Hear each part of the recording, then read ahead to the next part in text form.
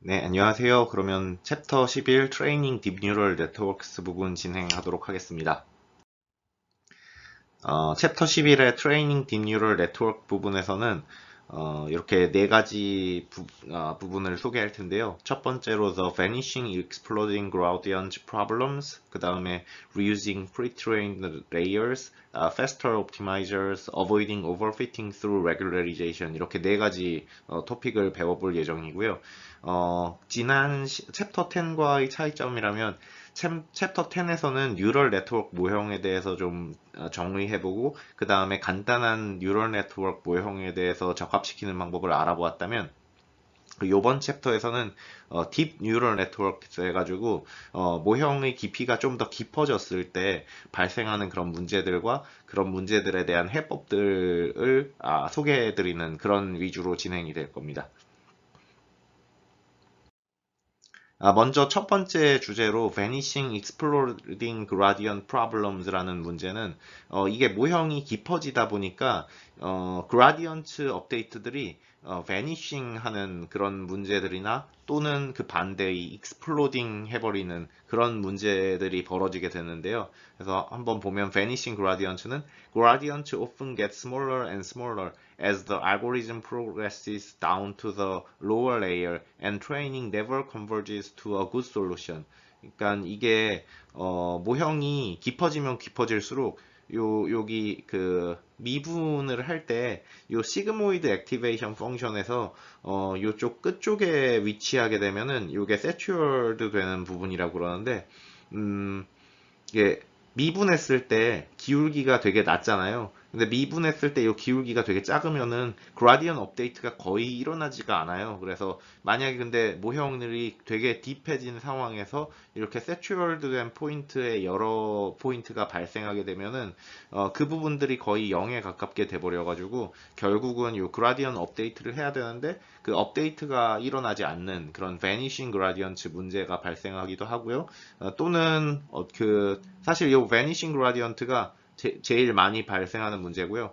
가끔 또 이런 익스플로딩 그라디언트 문제가 발생하게 되기도 하는데 뭐 이런 경우의 해법이라면 또 차후에 또 제가 다시 설명을 드리도록 하겠습니다. 아무튼 vanishing gradient랑 exploding gradient 이런 두 가지 문제가 좀 크게 대두가 되었었고요. 그래서 이것에 대한 해법들을 좀 알아보아야겠죠. 네, 한 가지 방법은 요 이니셜리제이션을 잘 시켜주는 게 중요하다라는 거였는데요.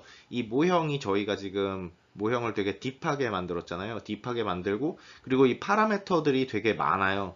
그 각 레이어별로 1층, 2층, 3층, 4층, 5층 이렇게 각 층별로 레이어의 파라메터들이 되게 많은데 이 파라메터들을 전부 추정을 해야 되는데 이 그라디언 디센트 방법을 쓰려면 처음에 이니셜한 지점에서 시작해가지고 그라디언 업데이트를 통해서 점점 수렴해 가야 되잖아요. 그러면 사실 이 초기 값이 원래 해 값에 가까운 게 되게 중요해요. 아무래도 초기 값을 잘 뽑아놨으면은 그만큼 빠르게 결국 저희가 원하는 값에 수렴할 수 있을 거예요. 그래서 그러면 요거를 어떻게 뽑으면은 좋은 이니시얼라이즈 포인트가 될 거냐? 약간 이런 부분에 대한 여러 리서치들이 있어 왔고요. 그래서 골롯이나 허 이런 사람들이 제안한 방법들이 많이 쓰이고 있어요. 그래서 골로트의 이니셜리제이션은 지금 이퀘이션 11.1에 제한된 방법인데 when using the logistic activation function을 사용할 때 그 웨이트를 노말 분포에서 뽑게 되면은 민 제로의 variance 요거에서 뽑는 거를 제안했고요. 만약에 또는 웨이트를 유니폼 분포에서 뽑게 되면은 마이너스 R에서 R 사이에서 유니폼하게 뽑는 뭐 그런 거를 제안했어요. 여기서 들어가 있는 팬 에버리지 같은 경우에는 팬 인, 팬 아웃을 먼저 정의를 해야 되는데요. 어, number of input or output of the layer. 그러니까 지금 여기 레이어 있으면은 이 레이어에 인풋이 들어오고 아웃풋이 나오잖아요. 그러면 인풋의 개수랑 아웃풋의 개수를 F인이 인풋의 개수, Fout이 아웃풋의 개수고 걔네를 평균 낸 것이 fan average 라고 생각하면 되고요. 그래서 각 레이어의 이 웨이트들을 초기화시킬 때 랜덤하게 초기화시키는데 그 노멀 분포를 사용하게 된다면 이 분포로부터, 유니폼 분포를 사용하게 되면 마이너스 R부터 R 사이의 유니폼으로부터, 이런 식으로 추출하게 하면은 수렴을 잘 하게 된다라는 것을 그 논문으로부터 알게 되었고요. 그 다음에 일단 케라스에서 디폴트로는 골로츠 이니셜레이제이션 with uniform distribution 이게 디폴트로 들어가 있고, 하지만 여기 여러분들이 좀 허 이니셜라이제이션이라든지 르쿤 이니셜라이제이션이라든지 이런 다른 이니셜리제이션 기법으로 바꾸고 싶다면 이렇게 네트워크 선언하는 부분에서 이렇게 바꿔줌으로써 이 다른 네트워크를 사용하실 수도 있어요. 근데 요런 이니시얼리제이션 부분에 있어서는 이게 정답으로 잘 수렴하게 되면은 여러분들이 이렇게 크게 신경을 쓰지는 않아도 되고요. 만약에 여러분들이 만들어낸 네트워크가 잘 수렴을 안 할 때, 뭐 그럴 때 한번 고려해 볼 법한 요소로 생각해 보면 될 것 같고요. 보통의 경우에는 기본적으로 그 디폴트로 설정된 이니셜리제이션 기법들이 잘 되어 있어 가지고 보통의 경우에는 이렇게 크게 신경을 쓰지 않아도 되겠습니다. 다음으로는 Non-Securing Activation Function이라고 해가지고 저희가 ReLU라는 거를 많이 쓰게 되는데, 이 ReLU가 사실 좀 한 가지 문제점이 있어요. 그래서 그 문제점을 Dying ReLU Problem이라고 부르는데, Stop outputting anything other than zero. Weighted sum of its inputs are negative for all instances in the training set. 그러니까 이 트레이닝 셋에서 이 네트워크들 들어갈 때 트레이닝 셋 전체의 데이터에 대해서 요 WX 플러스 B 요 부분이 네가티브로 계산되는 경우가 발생하면은 지금 ReLU 펑션이 이렇게 생겼잖아요. ReLU 펑션이 지금 max 0,z 이런 건데 z가 만약에 0보다 작게끔, 그러니까 wx 플러스 b가 항상 0보다 작게끔 되면은 이 value 값이 항상 0이 돼요. 그래서 항상 0이 돼가지고 결국 뭐 그라디언 업데이트 과정에서 아무런 역할을 안 하게 되는 뭐 그런 일이 발생하게 되는데, 뭐 요런 문제가 뭐 dying value problem이라고 부르고, 요런 문제를 해결하게 해주려면은 아무래도 0보다 작은 값에서도 업데이트가 일어나게 만들어주는 방식이 좋겠죠. 그래서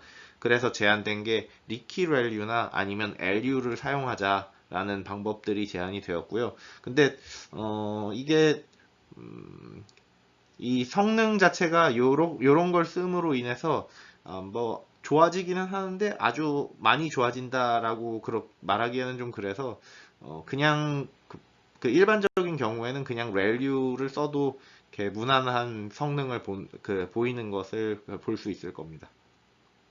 이 다음으로 배울 개념은 배치 노멀리제이션이라는 개념인데요. 앞에서는 그러니까 이제 vanishing gradient나 exploding gradient를 해결하기 위해서 웨이트들의 이니셜 값을 어떻게 줄까? 아니면 여기 액티베이션 펑션을 어떻게 좀 바꿔볼까? 이런 식으로 문제를 해결해 보려고 생각했었다면, 이 배치 노멀리제이션은 방향이 요 레이어에 들어오는 그 값들을 그러니까 지금 요 레이어에서 결국 그 들어오는 값들이 결국 액티베이션 펑션에서 wx 플러스 b 여기서 이렇게 만들어지게 되는데, 요 액티베이션 펑션에 들어오는 값들이 표준화돼서 들어오는 게 더 중요하지 않을까? 뭐 이런 생각을 했어요. 그러니까 지금 저희가 요 액티베이션 펑션을 value나 뭐 lu, 리키 value나 LU나 이런 식으로 모양을 두는데, 이런 그 액티베이션 펑션의 모양보다는 여기 들어오는 애들이 표준화돼서 들어오는 게 좀 더 네트워크를 학습시킬 때 더 도움을 주지 않을까라는 부분에서 들어올 때 이 들어오는 인풋과 아웃풋을 표준화시키는 그런 걸 제안을 했어요. 그래서 그 L층 레이어에 들어갈 때 L층 레이어에 들어가는 값들의 그 평균과 표준 편차를 계산을 해가지고 그 평균과 표준 편차로 표준화를 해서 z normalization을 해준 다음에 이 z normalization 된 값에 감마를 곱하고 베타를 더해서 새로운 z 틸다 값을 그렇게 배치 노멀리제이션 스텝을 이렇게 정의를 했어요. 그래서 이 배치 노멀리제이션 스텝에서는 지금 여기 보이는 뮤랑 시그마랑 여기 보면 감마랑 베타 얘네들이 파라메터들이 되겠고요. 여기서 뮤와 시그마 같은 경우에는 여기 들어오는 값들에 의해서 자동으로 결정되는 파라메터들이 되기 때문에 얘네들은 뮤와 시그마는 논 트레이너블 파라메터들이 되겠고요. 감마와 베타는 이 배치 노멀리제이션에서 학습시켜가지고 뭔가 좀 최적의 감마와 베타를 찾아내야 할 그런 파라미터들이 되겠어요. 그래서 요렇게 구성된 게 배치 노멀리제이션 레이어고요. 네. 그래서 요 배치 노멀리제이션 레이어는 케라스에서 이렇게 사실 요것도 간단하게 이렇게 배치 노멀리제이션 레이어를 추가해 주면은 이 배치 노멀리제이션 그 앞에서 설명드린 그 배치 노멀리제이션 기술을 구현하게 되는 걸로 보면 되겠고요. 그리고 이렇게 배치 노멀리제이션 레이어를 추가해 줬으면 그 레이어를 학습시킨 다음에 그 레이어에 들어가는 파라메터들을 한번 살펴보려면은 이렇게 그 해당 레이어의 파라메터들을 살펴볼 수도 있고요. 그 앞에서 말한 것처럼 파라메터들이 감마랑 베타, 그 다음에 moving mean, moving variance, 요게 뮤랑 시그마인데 이 뮤랑 시그마의 경우에는 주어진 데이터에 의해서 뮤랑 시그마가 계산되기 때문에 트레이너블 하지 않아요. 그래서 논 트레이너블 파라미터가 되겠고요. 감마랑 베타의 경우에는 그 트레이너블한 그 파라미터가 되겠어요. 다음으로는 또 그라디언트 클리핑이라는 기술이 있는데 이 기술 같은 경우엔 익스플로딩 그라디언트 문제를 방지하기 위해서 그러니까 만약에 그라디언트를 계산을 할 때 이게 그 some threshold를 exceed 하면은 그 threshold로 클리핑을 해줘가지고 그 threshold 값 이상을 벗어나지 못하게 해줘가지고 그라디언트 익스플로딩이 되지 않도록 막아주는 그런 방법이 되겠어요. 그래서 요거 같은 경우에는 케라스에서 간단하게 클립 밸류를 이렇게 설정을 해가지고 이 값 이상으로 넘어가면 1이 되게끔 하도록 뭐 그런 식으로 이렇게 클리핑 밸류를 설정해 주면서 요 그라디안 클리핑을 적용할 수가 있어요.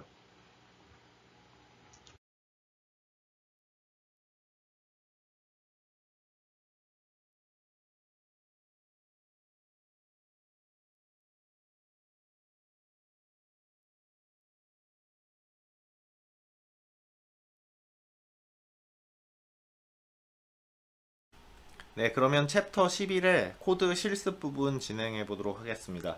먼저 그 챕터 11 부분 앞에 필요한 그 모듈들을 일단 불러와 주고요.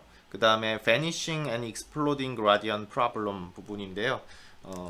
일단 시그모이드 함수 그림 그리는 이런 코드들이고요. 한번 따라서 그려보면서 여기 코드들이 어떻게 하면 이 그림을 그릴 수 있는지 한번 쭉 살펴보면 좋을 것 같고 네, 시그모이드 함수에 대한 그림이 되겠어요.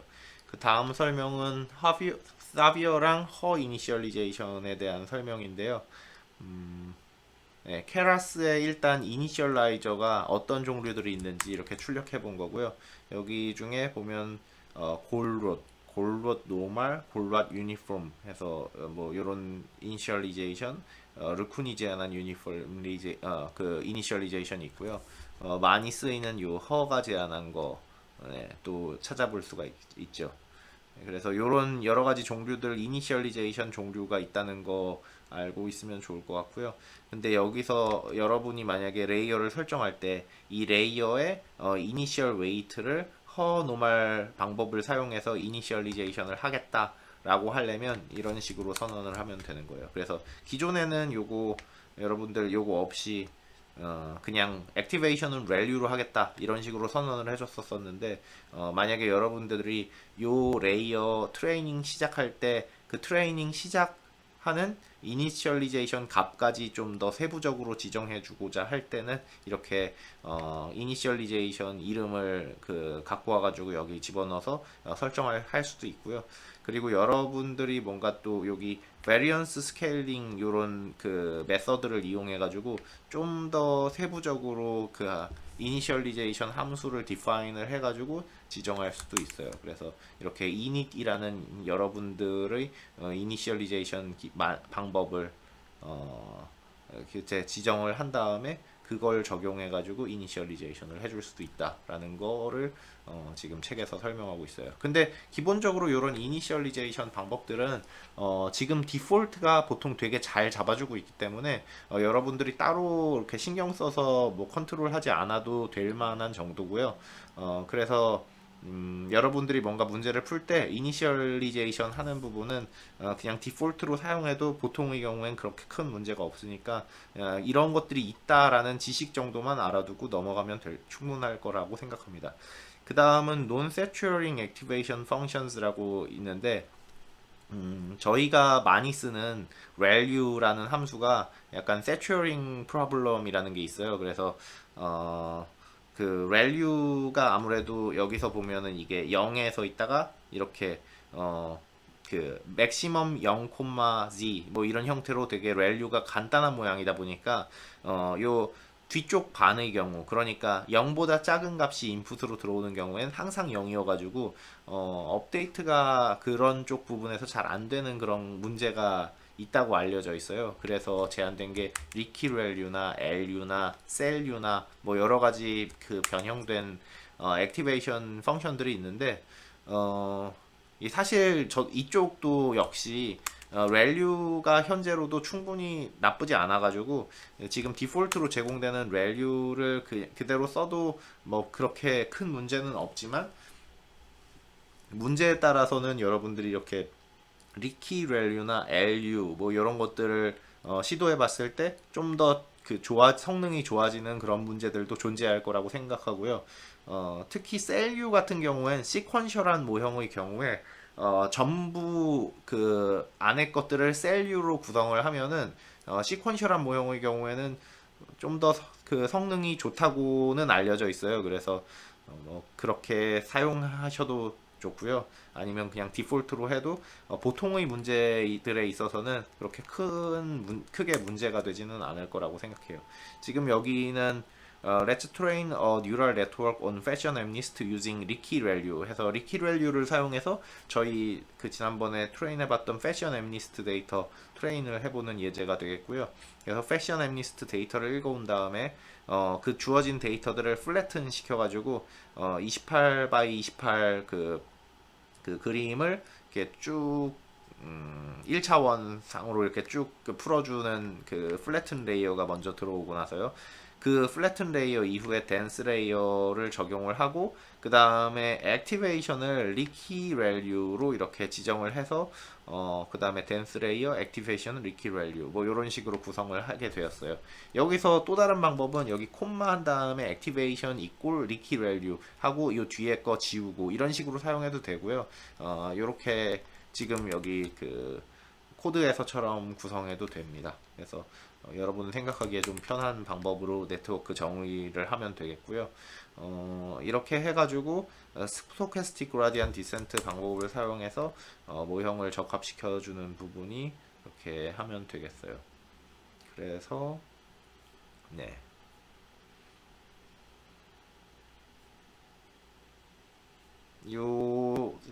다음 것들을 미리 설명을 하면은 지금 이쪽 부분이 리키 밸류를 사용해서 적합시킨 부분이고 그 다음에 p 밸류를 사용해서 적합시키면은 뭐 이렇게 하면 된다고 합니다. 그리고 LU랑 셀U 사용해 가지고 적합시킨 코드들도 있는데 저는 여기까지 그러니까 네. 여기까지만 설명드리고 학생들이 뒤에 따로 LU랑 셀U 요 부분 추가적으로 좀 더 공부해 보면 좋을 것 같아요. 이론적으로는 이론적으로는 시퀀셜하게 지금처럼 모형을 이렇게 시퀀셜하게 짜는 경우에 어, 그 셀류를 써가지고 모든 레이어를 셀류로 써서 하면은 더 성능이 좋다라는 게 그 요 셀류 쪽 나온 페이퍼에서는 증명을 그렇게 해놨었었는데 이거 같은 경우에 그 모든 모형이 시퀀셜로 짜지는 경우도 아니고 요즘 레즈넷 같은 그런 딥한 아키텍처를 많이 쓰는데 그런 경우엔 또 이런 게 해당되지가 않아요. 그 레즈넷 스킵 커넥션 네트워크 이런 부분도 시퀀셜한 모형이 아니어가지고 그래서 그냥 시퀀셜한 모형에는 모든 액티베이션들을 셀류로 바꾸면은 좀 더 좋을 수 있다라는 거 정도는 알고 계시되 실제로 여러분들이 문제를 풀 때 그 도움이 안 되는 경우가 더 많을 수도 있다라는 것 정도는 알고 있으면 될 것 같습니다. 그래서 여기 이렇게 쭉 셀류까지도 한번 여러분들이 그 실행을 해보시고요. 그 다음에 배치 노멀리제이션 부분 여기 특히 이 배치 노멀리제이션 부분이 되게 중요한데요. 이거는 되게 고급 테크닉에도 많이 들어가요. 이 배치 노멀리제이션 같은 경우에는 그 각 네트워크들로 들어가기 전의 값들을 노멀라이즈 해주자라는 그런 아이디어인데 요거 같은 경우에는 되게 배치 노멀리제이션이 적용이 되었을 때 성능이 좋아지는 경우가 많아가지고 여러 가지 복잡한 네트워크에도 이 배치 노멀리제이션 기법들은 많이 사용되고 있어요. 그래서 배치 노멀리제이션 같은 경우에는 이런 식으로 모형 정의할 때 배치 노멀리제이션 이렇게 집어넣어주면 되겠고요. 이거 집어넣어주고 그 해당 레이어의 파라미터들을 살펴보면은 감마, 베타, 민, 베리언스 파라미터들 4개가 있는 거를 볼 수가 있고 그 중에 민이랑 베리언스는 논 트레이너블한 파라미터고 감마와 베타가 트레이너블한 파라미터 뭐 이런 거를 볼 수가 있고요. 이렇게 배치 노멀리제이션 기술 써서 뭐 트레인을 시키면은 이런 식으로 트레이닝이 잘 되는 거를 볼 수가 있고요. 그 다음에 sometimes applying batch normalization before the activation function works better. 요거도 말이 많아요. 배치 노멀리제이션을 액티베이션 펑션 뒤에 넣을지 앞에 넣을지 사실 이 노멀리제이션 하는 거를 순서를 어디에 넣는 게 좋을까 뭐 요런 거에 대한 논의들도 많은데 이게 그때그때 다른 거 같아요. 그래서 지금 여기서도 뭐 논의가 많이 되고 있다 약간 그런 내용일 거예요. Layer does not need to have. 네, 그래서 그 정도로 알고 계시면 좋을 것 같고요. 여러분들이 그 네트워크 구조를 직접적으로 만드는 경우에 모형 성능 향상을 위해서 요 배치 노멀리제이션 같은 기법들은 뭐 사용해 주는 게 좋으니까 여러분들이 직접 만들 때 참고로 해두면 좋은 기술입니다. 그래서 그렇게 알고 계시면 좋을 것 같고 네, 그 다음으로는 그라디안 클리핑이란 기술을 또 저희가 배웠는데 간단하게 옵티마이저 설정할 때 요 클립 밸류 뭐 이런 식으로 해서 설정할 수 있다라는 거 정도 알고 넘어가면 좋을 것 같습니다. 네, 이제 다음으로 배우게 될 개념은 reusing pre-trained layers라고 해가지고 transfer running 뭐 이런 쪽 개념이에요. 그래서 여러분들이 어떤 태스크 A라는 게 있어가지고 기존의 딥뉴럴 네트워크를 이렇게 잘 트레인을 시켜놨다고 해요. 그러면은 이런 기존의 모형이 알려져 있을 때 요 새로운 문제가 있어요. 뭔가 새로운 문제를 풀어야 될 때 이 문제의 데이터들로 이렇게 처음부터 끝까지 이렇게 트레이닝을 시키는 것보다는 기존에 어떤 비슷한 종류의 태스크 A가 잘 트레이닝 된 게 있으면 기존에 트레이닝 된 거에서 여기까지 이렇게 스트럭처를 그대로 가져와 가지고 이렇게 스트럭처를 그대로 갖고 오고 그 위에 새로운 스트럭처를 몇 개 쌓은 다음에 트레이닝을 하는데 여기 요 부분은 그대로 fixed weight라고 해가지고 그러니까 이 부분은 그대로 잠궈 놓고요. 이 위에 부분만 트레이닝을 해서 쓰자. 약간 요런 쪽 개념이 reusing pre-trained layer 이런 쪽 개념이고요.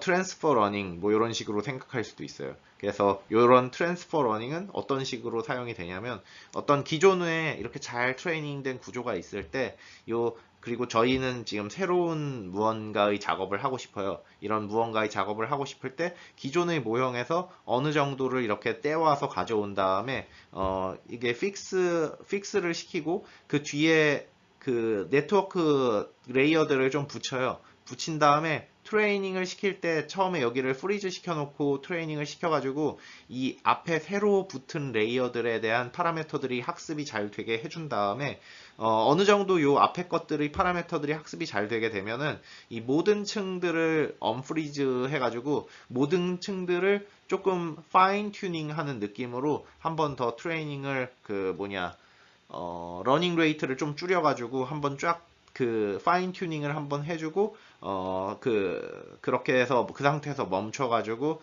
모형으로 사용하는 그런 방법이 reusing pre-trained network transfer running 뭐 이런 쪽 기법이 되겠어요. 그래서 트랜스퍼 러닝 with 케라스라고 해가지고 케라스에서 이런 트랜스퍼 러닝을 어떻게 하면 사용할 수 있는지에 대해서 이 패션 엠니스트 데이터를 사용해서 예제를 들어놨고요. 패션 엠니스트에 10개의 레벨이 있잖아요. 10개의 라벨이 있는데 10개 중에 8개의 라벨을 사용해서 모형을 잘 트레이닝 해놓은 모델 A라는 모형이 있다고 할 때 여러분들이 만약에 여러분들의 새로운 여러분들만의 문제가 있는데 그게 모델 B분이에요. 그래서 10개 중에 남은 2개의 라벨만 있는 패션 엠니스트 데이터에 대해서 여러분들이 요 2개를 잘 구분하는 모형을 만들고 싶어요. 그럴 때 지금 기존의 패션 모델 A에서 트레인한 뭐 그런 부분을 이용할 수 있을까라는 부분인데 그걸 트랜스퍼 러닝을 이용해 가지고 이용할 수 있는 거고요. 보면은 그래서 지금 모델 A 부분이 지금 패션 엠니스트 데이터에서 8개 라벨을 사용해 가지고 트레인된 모델이 이렇게 있는데 그 모형을 모델 A로 불러오고요. 그 다음에 모델 B on A 해가지고 모델 A에서 B를 만들 거예요. 그래서 keras.model.sequential 해가지고 모델 A의 레이어를 넣는데 이 마지막 레이어를 떼버려요. 마지막 레이어는 사실 모델 A에서 그 8개 라벨 판별하는 그런 부분이어가지고 마지막 레이어 필요 없기 때문에 마지막 레이어 빼버리고 그 전까지의 레이어를 불러와서 모델 B on A라고 저장을 하고 거기에다가 마지막 레이어를 다시 달아요. 마지막 레이어를 그 앞에 거에서 떼고 다시 달아가지고 액티베이션은 시그모이드로 해가지고 지금 그 라벨이 2개니까 하나 그 0 아니면 1 뭐 이런 식으로 해서 시그모이드 달아서 만들어졌고요. 그 다음에 요 모형을 트레이닝 할 때 여기 마지막으로 단 레이어에 를 학습시킬 때 웨이트들을 업데이트 할 때 이 마지막 레이어가 완전 새 거기 때문에 그 앞에 그라디언트 업데이트 부분이 좀 크게 변동될 수가 있어요. 그래서 그렇게 크게 변동되는 걸 방지하기 위해서 그 앞에 레이어들을 프리즈를 시켜요. 그래서 지금 for layer in model B1 A 해서 그 마지막 레이어 빼고 앞에까지 레이어들의 파라미터들을 트레인업을 하지 않게 false로 고쳐놓은 다음에 그 다음에 컴파일을 이렇게 해서 트레이닝을 시키면은 이 마지막 레이어에 대해서만 트레이닝이 될 거예요. 네, 그래서 이렇게 마지막 레이어에 대해서만 이렇게 트레이닝을 수행한 다음에 어느 정도 마지막 레이어에 대한 트레이닝이 끝나면 아까 프리즈 시켰던 그러니까 이렇게 인풋 있고 이렇게 네트워크 있고 마지막 레이어에서 이렇게 판별을 하고 이렇게 있으면 기존 여기 부분에서는 마지막 레이어의 웨이트만 트레이닝을 했다면 다시 이 위에 있는 레이어들의 트레이너블을 true로 해서 프리즈 시켰던 거를 풀어준 다음에 다시 이쪽 전체 부분을 파인 튜닝을 해요. 그래서 파인 튜닝을 해주고요. 그 여기서 러닝 레이트를 조금 줄여줘요. 그 디폴트 러닝 레이트는 이 정도였다면은 이 러닝 레이트를 좀 많이 줄인 다음에 이 전체적으로 네트워크를 파인 튜닝을 해주게 되고요. 그 다음에 그렇게 파인 튜닝된 그 결과를 저희 모델 B1A로 해서 모델으로 쓰면은 뭐 테스트 셋에 대한 애큐레이시를 계산해 보면 한 99% 정도 나오더라. 뭐 약간 이런 정도의 예제가 되겠어요. 네, 다음은 unsupervised pre-training이라는 주제인데요. 이 부분 같은 경우엔 여러분들이 문제를 받아왔는데 이 데이터에 unlabeled 된 데이터들이 엄청 많이 있고 그 다음에 labeled 된 데이터가 조금 있다고 쳐요. 그러면 이 unlabeled 된 데이터도 이 그 unlabeled 된 데이터가 매우 많을 때 이 unlabeled 데이터를 이용해 가지고 이 네트워크 트레이닝 하는 곳에 조금 이용을 하고요. 그 다음에 요 트레인된 네트워크 부분을 따와 가지고 지금 라벨드 데이터를 클래시피케이션 하는 그 여러분들만의 태스크가 있을 때 그 태스크에 가져다 쓰는 뭐 그런 방법이 되겠어요. 그래서 unsupervised pre-training이라고 부르는데 지금 여기서 기술하고 있는 부분은 좀 옛날에 사용되었었던 방법들이고요.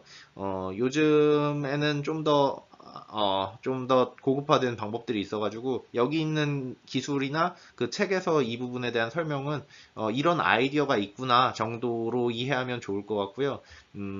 실제로 여러분들이 이런 문제에 직접 당면하게 되면은 좀 더 고급화된 이런 문제에 대한 기법들을 학습한 다음에 그런 페이퍼들 기반으로 읽어보고 구현해보고 하는 게 좀 더 이런 쪽 부분들을 잘 어, 그, 그, 진행할 수 있는 그런 방법이 되겠어요. 그래서 여기 이런 쪽 문제들에서 많이 쓰이는 방법인데 pre-training on auxiliary task 해가지고 여러분들 이렇게 데이터가 있을 때 unlabeled 데이터가 있고 unlabeled 데이터가 있고 여기 labeled 데이터가 있어요.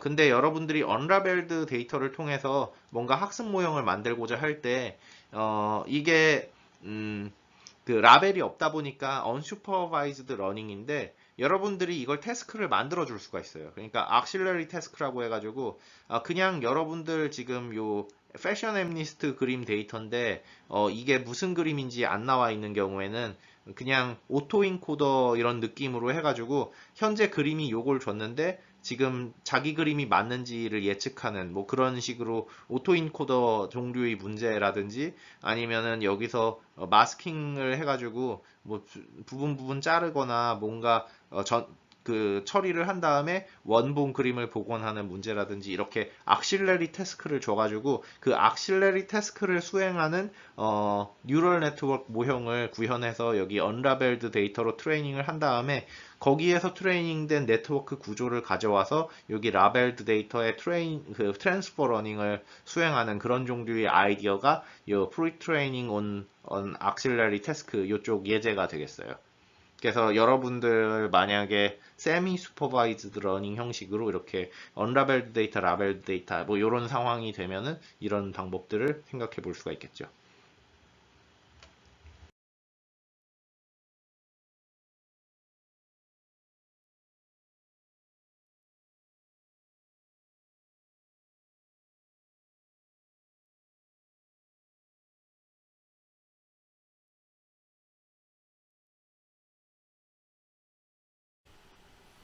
네, 그러면은 이제 예제 11에 Reusing Pre-trained Layer 부분 예제 코드들 한번 진행해 보도록 하겠습니다.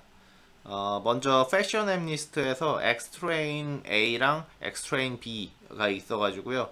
먼저 셋을 Xtrain A랑 B로 나누고요. 음, 네, 여기 스플릿 데이터라는 함수를 사용해서 5랑 6인 거랑 5, 6 아닌 거 이렇게 데이터를 A랑 B의 데이터로 나누고요. 그래서 A를 위한 데이터 셋이 이 정도 있다. 그리고 B를 위한 데이터 셋이 이렇게 200개 정도 있다. 이런 식으로 이렇게 데이터를 나눠줬고요. Xtrain A의 경우엔 그래서 데이터를 보면은 5랑 6이 없고요. 그 다음에 Xtrain B 같은 경우엔 전처리를 해줘가지고 5랑 6인데 얘를 1 아니면 0으로 해가지고 그 전처리가 된 걸 볼 수가 있고 그 다음에 이제 모델 A를 만들어주고요. 시퀀셜 모형으로 만들고 플래튼 레이어 앞에 단 다음에 히든 레이어를 300개, 100개, 50개, 50개, 50개 해가지고 그 네, dense 레이어들을 여러 층 달았고요. 그 다음에 마지막 덴스 레이어는 팔로 해가지고 그 두 가지 라벨 뺀 거를 이렇게 트레이닝을 해서 모델 A를 트레이닝을 시키게 되겠어요. 그래서 모델 A가 트레이닝 되는 동안에 그 다른 코드들 좀 설명을 드리자면, 이제 모델 A가 트레이닝 됐다고 가정을 하면은 이 모델 A를 어딘가에 저장을 해놨겠죠. 그래서 모델 A를 세이브를 이렇게 해놓고요. 그래서 이제 여러분들이 이게 모델 A 세이브 해놓은 거가 오래 있어 왔다고 생각하고, 그리고 새롭게 모델 B를 풀어야 할 상황이 왔는데, 모델 B 같은 경우엔 지금 데이터가 200개 정도밖에 없고요. 그래서 요거에 대해서 모형을 잡고자 하는데, 이렇게 데이터가 별로 없으면은 사실 딥러닝 모형을 좀 트레이닝 하는 게 쉽지가 않아요. 그래서 이렇게 그 기존의 모델 A처럼 트레이닝 해 놓은 적이 있다면 이 모델 A에서 썼었던 네트워크들을 어느 정도 그대로 가져와 가지고 모델 B를 트레이닝 하는데 쓸 수도 있지 않을까? 약간 이런 식으로 트랜스퍼 러닝적인 방향으로 생각을 해봐야 되고요. 그래서 지금 모델 B를 가져올 때 지금 요 모델 A 트레이닝 된 게 있다고 하면은 지금 여기 요 부분은 모델 B를 그대로 처음부터 트레이닝 하는 거예요. 그래서 일단 요 모델 A 그 트레이닝 된 거를 모델 A로 저장을 해 주고요. 네, 요 부분은 모델 B도 모델 A 했던 것처럼 똑같은 방법으로 컴파일을 하고, 그 다음에 똑같은 방법으로 트레이닝을 한 거고요. 네, 그래서 트레이닝을 하면 서머리를 살펴보면은 뭐 이렇게 되겠고, validation accuracy는 97% 정도 나오는 거 볼 수가 있었고요. 네, 그러면은 이렇게 해서 트레이닝을 할 수도 있지만 지금 데이터가 200개밖에 안 되니까 트랜스퍼 러닝이 좀 더 좋을 수도 있어요. 그래서 그 트랜스퍼 러닝을 어떻게 하느냐 부분이 여기서부터 시작인데, 일단 모델 A에서 keras.model.load 모델 해서 모델 A를 불러오고, 그 다음에 모델 B on A라고 해가지고 모델 A의 레이어들을 갖고 오는데 마지막 레이어를 떼고 가져와요. 그래서 그 어떤 느낌이냐면, 지금 요 앞에 두 개를 실행을 하고 summary 모델 B on A를 살펴보면은 를 살펴보면은 모델 B on A 잠시만요. summary 그렇죠. 제가 R 함수랑 착각했네요. 이 R이랑 파이썬을 자꾸 여거저거 많이 통용해서 쓰다 보면은 좀 그 함수 쓸 때 가끔 헷갈려가지고 R 함수 쓰듯이 쓰는 경우가 발생하는 것 같아요. 그래서 모델 B on A로 해가지고 살펴보면은 지금 그 요거를 모델 B도 한번 찍어 볼게요. 모델 A.summary 해서 찍어보면 모델 A는 이렇게 구성되어 있고요. 모델 A에서 마지막 덴스 레이어 요 8칸짜리 요게 떨어진 게 이렇게 된 걸 볼 수가 있어요. 지금 그럼 보면은 여기 모델 B1 A가 이 마지막 레이어를 떼버렸으니까 지금 요 마지막 레이어가 사라져가지고 정의된 걸 볼 수가 있고, 이렇게 마지막 레이어를 떼버렸으니까 마지막 레이어를 이제 붙여줘야겠죠. 저희가 이렇게 새롭게 저희가 하려고 하는 그 태스크에 맞게끔 그 마지막 레이어를 이렇게 해서 붙여주고 나서 이렇게 마지막 레이어를 붙여줬으면 다시 한번 요 모델의 서머리를 살펴보면 요거가 두 번 적용이 되겠군요. 이걸 한 번 더 실행하면 실행했으니까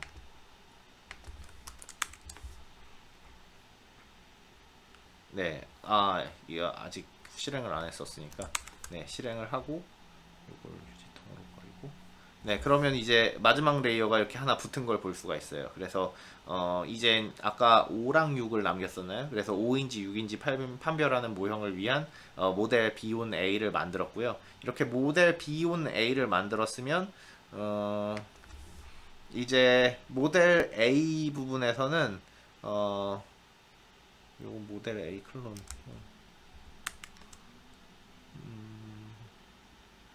네, 요 부분은 모델 A에서 모델 A를 클론하고 그 모델 A의 웨이츠들을 가져오는 그런 코드가 되겠고요.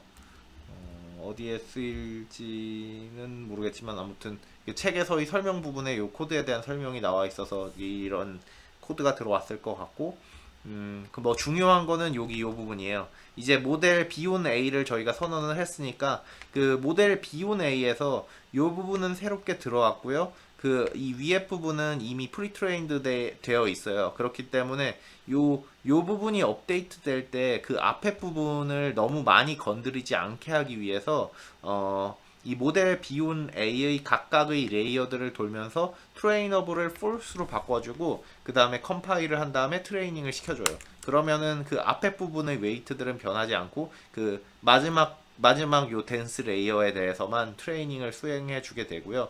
예, 그 부분이 요 히스토리 요 부분이 되겠어요. 그래서 요 부분을 통해서 마지막 레이어에 대한 그 트레이닝을 해주니까 트레이닝이 금방 끝나는 걸 볼 수가 있고요. 이게 트레이닝이 마지막 레이어에 대해서 했으니까 그 다음은 이제 그 앞에 레이어들까지 트레이너블을 툴로 풀어주고 그 다음에 스토캐스틱 그라디안 디센트 적용을 하는데 러닝 레이트를 좀 줄여가지고 파인 튜닝을 진행을 해주는 게 이쪽 부분이 되겠어요. 그래서 파인 튜닝을 이렇게 진행을 해줬고요. 그 다음에 파인 튜닝을 진행해 준 다음에 테스트 셋에 대한 애큐레이시를 살펴보면은 뭐 98%, 뭐 요건 지금은 거의 비슷하게 나오는데요. 네. 뭐 98.35 모델 B 그냥 from scratch로 진행한 트레이닝이 애큐레시가 98.35 정도 나오고 그 다음에 모델 B1 A로 그 트랜스퍼 러닝 그 진행한 게 애큐레시가 살짝 높게 나오네요. 그래서 지금 요번 실행에서는 이랬고요. 어, 네.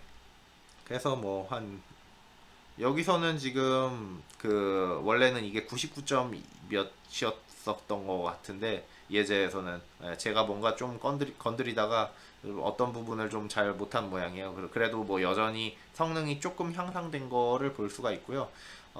이게 지금 저희가 그냥 댄스 레이어들 있는 상황에서의 트랜스포 러닝을 적용을 했는데 보통 이렇게 그림 데이터는 CNN을 많이 써가지고 하게 되고요. 뭐 그런 쪽에 대한 트랜스퍼 러닝 예제가 책 뒤에서 나올지는 모르겠지만 아마 그 여러분들이 그림 데이터로 하게 된다면 뭐 그런 쪽에서 트랜스퍼 러닝을 적용하게 된다는 거를 그냥 염두에 두고 있으면 될 것 같고요. 아무튼 네, 트랜스퍼 러닝 예제는 여기까지 진행하도록 하겠습니다. 먼저 Faster Optimizers 부분인데요. 저희가 지금까지 학습했었던 건 Gradient Descent 알고리즘을 학습했었잖아요. 근데 이 Gradient Descent보다 좀 더 빠르게 잘 수렴할 수는 없을까? 해가지고 좀 더 Faster Optimizers 뭐 이런 컨셉이고요.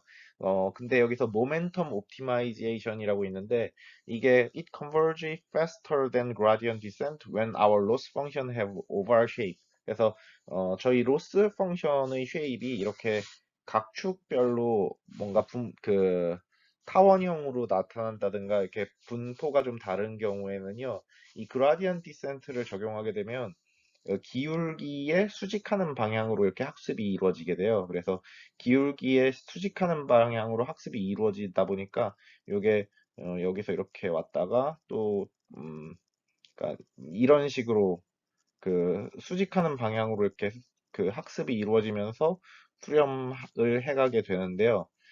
근데 요런 거를 저희가 그 수직하는 방향으로 학습을 해가는데 이 모멘텀이라는 게 있어요. 그래서 액셀러레이션 요게 이쪽 방향으로 계속해서 그 더 가고 있잖아요. 그래서 요쪽에 가고 있는 요 트렌드를 더해주면 어떨까? 그래서 모멘텀 알고리즘이라고 해가지고 지금 요게 기울기 방향으로만 증가를 하는 건데 우리가 가고 있는 그 방향의 그 모멘텀에 베타만큼의 비율을 베타만큼의 비율을 반영을 해서 우리가 만약에 이쪽 방향으로 계속 가고 있었으면 요 가고 있는 이 방향을 조금씩 더 더해주면 이게 좀 더 빨리 수렴하지 않을까? 약간 그래서 이런 게 모멘텀 옵티미제이션 방법의 그 아이디어가 되겠고요. 그래서 여기서 악셀러레이션 파라미터를 베타로 둬가지고 요거를 그라디언 업데이트에서는 요 부분만 있었는데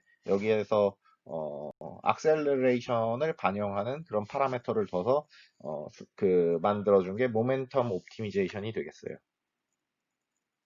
네, 다음으로 네스터로브 액셀러레이티드 그라디언트라고 해서요. 요건 스몰 베리언트 모멘트 옵티미제이션 해가지고요. 아까 앞에서 봤었던 모멘트 옵티미제이션 기법인데, 약간의 좀, 차이점을 두었어요. 그래서, 네스트로브 gradient is evaluated after the current velocity is applied. 이게 무슨 뜻이냐면요. 그라디언트를 계산을 할때 모멘텀 적용이 끝난 후에 그라디언트를 계산한다는 거예요. 그래서 보면 여기 보시면은 그 앞에 식에서는 여기 플러스 BM 베타 M이 없었어요. 근데 지금 네스터로브가 제안한 버전에서는 그라디언트를 요 모멘텀 적용해서 간 다음에 계산하겠다는 거고요. 요렇게 했을 때 좀 더 일반적으로는 좀 더 수렴을 더 잘한다고 알려져 있어요. 그래서 여기 예제 그림의 상황을 보면은 지금 그라디언 디센트를 적용을 하면은 그 다음에 그라디언 디센트에 모멘텀을 적용해서 수렴을 하면은 여기 요 다음 스텝에서 그라디언트를 만약에 여기서 계산한 걸로 사용하면은 여기서 요 방향으로 나갈 거잖아요. 근데 저희가 만약에 어, 그 모멘텀을 적용해서 간 방향에서 더 진행할 거니까 여기서 여기까지 온 다음에 요 부분에서 그라디언트를 계산해 가지고 진행하면은 더 빠르게 해까지 수렴하지 않을까 해가지고 그라디언트를 계산을 할 때 세타에서 계산을 하는 게 아니라 세타에서 베타 n만큼 이동한 후의 그라디언트를 계산한 다음에 업데이트를 해주는 뭐 그런 약간의 베리에이션을 준 모멘트 옵티미제이션 기법이라고 생각하시면 되고요. 일반적으로는 이렇게 하는 게 조금 더 빠르게 수렴한다고 알려져 있어요. 그래서 만약에 여러분들이 케라스에서 네스트로브 그라디언트 디센트 사용하려면은 이렇게 네스트로브를 true로 쓰고요. 그러니까 케라스 옵티미제이션 스토캐스틱 그라디언트 디센트 요 클래스에 네스트로브나 아니면은 그 모멘텀 그라디언 디센트 둘 다 사용할 수가 있고요. 네스트로브 버전을 사용하려면 이렇게 네스트로브 부분에서 true라는 옵션을 주고 그다음에 모멘텀을 어느 정도로 줄 건지 여기서 이 모멘텀 파라미터가 이 베타예요. 그래서 모멘텀 파라미터가 베타가 되겠고 여기 LR 러닝 레이트 파라미터가 예타가 될 거예요. 그래서 이렇게 해서 네, 학습을 시키면 됩니다. 다음으로는 아다 그라드라는 방법인데요. It would be nice if the algorithm could correct its direction earlier to point a bit more toward the global optimum 해서 책에서는 이런 그림과 같이 아다 그라드를 사용하면은 좀 더 빠르게 해가 있는 곳으로 향해 간다. 뭐 이런 식으로 설명을 하고 있는데요. 예, 사실은 이 알고리즘 같은 경우에는 이렇게 빨리 턴하는 그런 것보다는 중요한 게 이 러닝 레이트를 좀 바꿔준다. 요게 되게 중요해요. 그럼 여기서 보면은 중요한 수식이 뭐냐면 이거를 여기 보면 요게 어, 그라디안 디센트를 생각하면 이 부분이 없는 게 그라디안 디센트죠. 근데 기본적인 그라디안 디센트와의 차이점은 여기 예타에다가 이 스퀘어 루트 오브 s 플러스 엡실론을 나눠준 거예요. 근데 여기서 재밌는 게 뭐냐면 이 스퀘어 루트 s 플러스 엡실론에서 이 s는 계속해서 증가해요. 보세요. 이 s 같은 경우엔 현재의 s에다가 요게 뭐냐면 지금 이 그 세타에서 그라디안트잖아요. 이 그라디안 벡터인데 이 그라디안 벡터들의 제곱합이에요. 그래서 그라디안 벡터가 이렇게 뭐 예를 들어 1, 2, 3 이런 벡터가 있고 그러면 그 1, 2, 3을 각각의 컴포넌트끼리 곱해가지고 합해줘요. 그러면 1 더하기 4 더하기 9가 되겠죠. 그러면은 뭐 14가 될 텐데 그럼 S에다가 14를 더해주는 거예요. 그러면 S는 그러면 계속 증가해요. S가 계속 증가하는 걸 볼 수가 있고 그러면 이게 어떤 효과를 주게 되냐면요. 여기 러닝 레이트 예타가 있으면은 러닝 레이트이 계속해서 감소하게 되는 그런 효과를 주게 돼요. 그래서 지금 아다그라드를 사용하면은 이게 음, 그, 뭐 해까지 수렴해 가면서 러닝 레이시 계속해서 감소해 가가지고, 기존에는 이 업데이트가, 그 러닝 레이시 크면은 너무 이렇게 출렁거리면서 튀어가지고, 이 수렴할 때 좀, 정확하게 수렴 값을 못 찍는 그런 경우도 있을 수 있었겠지만, 지금 이렇게 아다그라드 방법을 사용하면, 이 맨 끝까지 수렴해 가는 과정에서 러닝 레이트가 충분히 줄어들기 때문에 해까지 잘 수렴한다. 뭐 요런 게 아다그라드의 장점이 되겠는데 하지만 문제점은 이렇게 러닝 레이트가 계속해서 줄어들게 되다 보니까 너무 멀리서 시작하거나 뭐 어떤 특정 경우에서는 러닝 레이트이 너무 빨리 줄어들어 버려 가지고 해까지 다 가기도 전에 이 러닝 레이트이 너무 작아져서 해까지 수렴을 못 해버리는 그런 상황도 발생할 수 있어서 이 아다그라드 같은 경우에는 좀 주의를 해서 사용해야 될 그 알고리즘이라고 생각하시면 되겠어요. 네, 다음은 RMS 프롭이라고 해서 아다그라드는 아까 앞에서 말한 것처럼 큰 문제가 있죠. 아다그라드 have a risk of slowing down a bit too fast and never converge to global minimum. 그러니까 아까 보면은 notice s keep getting larger and larger. 그 아까의 알고리즘에서 보면은 여기 S 부분이 계속해서 커지기 때문에 러닝 레이스는 계속해서 줄어들 수밖에 없고요. 그래서 너무 빨리 러닝 레이시 줄어들어 버리면 수렴을 할 수가 없죠. 그래서 아다그라드가 그런 큰 단점을 갖고 있는데 이 RMS 프롭은 거기 알고리즘에서 요 S를 업데이트하는 부분을 살짝 변형시켜 가지고 이게 너무 크게 S가 너무 S가 계속 커져 가지고 러닝 레이시 너무 작게 줄어들어 버리는 그런 부분을 조금 완충을 시켜주는 준 알고리즘이라고 생각하면 되겠어요. 그래서 네, 그렇게 알면 되겠고, 네, 다음으로는 어댑티브 모먼트 에스티메이션 해가지고 아담이라는 옵티미제이션이 또 제한된 게 있어요. 그래서 이 아담 같은 경우에는 아이디어가 뭐냐면 combines the idea of momentum optimization and RMS probe. 그러니까 그 모멘트 옵티미제이션도 아까 앞에서 설명을 했었고, 그 다음에 RMS 프로의 경우에는 러닝 레이스를 조절하면서 수렴시키는 뭐 그런 두 가지 아이디어가 있었는데, 그 두 가지 아이디어를 다 같이 쓰자는 거예요. 그래서 아담 옵티미제이션 같은 경우에는 여기 보면은 모멘텀을 반영하는 부분도 있고요.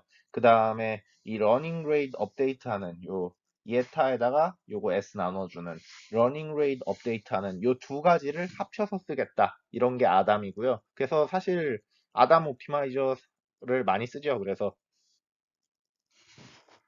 뭐 아담 옵티마이저가 빠르게 수렴하는 편이니까 아담 옵티마이저를 주로 디폴트로 쓰다가 뭐 좀 잘 수렴하지 않는 것 같으면은 다른 옵티마이저들 써보면서 뭐 이렇게 해도 되고요. 그래서 아담 옵티마이저는 그 앞에서 학습한 모멘텀 옵티마이제이션이랑 RMS 프롭을 뭐 합친 그 두 아이디어를 합쳤다. 이런 식으로 생각하시면 됩니다. 그래서 아담 옵티마이저를 쓰고 싶으면 keras.optimize에서 아담 이렇게 해서 러닝 레이트 설정할 수 있고 베타 1과 베타 2 뭐 이런 식으로 해서 이 베타 1 파라미터는 모멘텀 파라미터고요. 베타 2 파라미터는 여기 그 RMS 프롭에서 나오는 그 비율 관련된 그런 파라미터라고 생각하면 되겠습니다. 네, 다음으로는 테이블 11.2에서 옵티마이저 컴패리즌 해가지고 지금까지 배웠던 옵티마이저들에 대해 비교를 하고 있고요.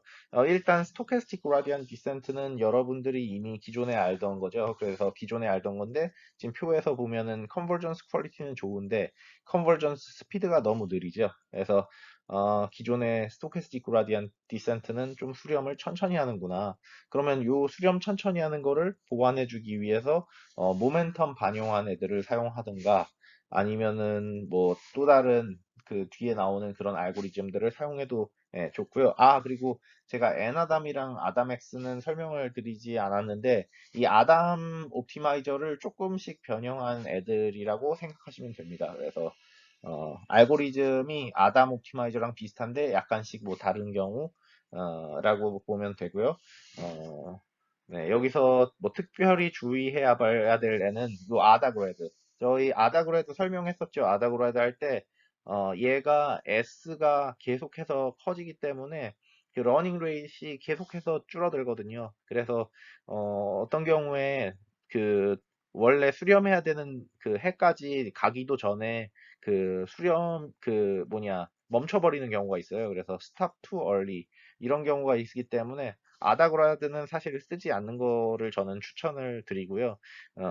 그래서 뭐 아다그레드를 쓸 거면 예, 저 같으면 그냥 아담을 그 디폴트로 좀 쓰다가 좀 아담이 좀 수염을 잘 안 하거나 이상한 것 같다 이러면은 RMS 프롭이나 스토캐스틱 그라디언 디센트 그냥 요런 애들 위주로 좀 쓸 것 같아요. 그래서 네. 예, 요런 해당 표 참고하면서 여러분들이 쓰고자 하는 그런 알고리즘 사용해서 쓰면 좋을 것 같고, 네. 그리고 이렇게 그 알고리즘이 각각 뭐 어떤 거인지 이렇게 알아두면은 나중에 여러분들이 현업 가서 요거 적용할 때 뭐 다른 모르는 사람들이 그 물어봤을 때 뭐 설명해 주기도 좋고 하니까 요런 쪽 부분들도 어느 정도 잘 학습해 둬가지고 아이디어만이라도 좀 그 이해하고 있으면 좋을 것 같습니다.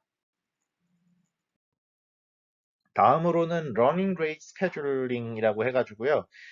이게 그 해로 수렴을 해 가는데 러닝 레이시 그 크면은 결국은 그 해로 수렴을 안 하거든요. 요 그라디언 디센트 종류 방법들에서 예를 들어 요런 로스 펑션이 있다고 하면은 이게 러닝 레이트만큼씩 이렇게 전진해서 가는데 여기를 찍어야 되는데 러닝 레이트이 너무 크면 계속 뭐 튕겨 나오게 돼요. 튕겨 나와서 여기를 찍고 뭐 튕겨 나와서 여기를 찍고 그래서 여기까지 가지 못하고 계속 러닝 레이시 크다 보니까 이렇게 완전한 미니멈에 도달하지 못하는 약간 그런 현상들이 발생하게 되는데 그래서 제안된 게 러닝 레이스를 러닝 레이트 스케줄러를 통해서 그 트레이닝 에포가 증가를 할 때 러닝 레이스를 점점 줄이자.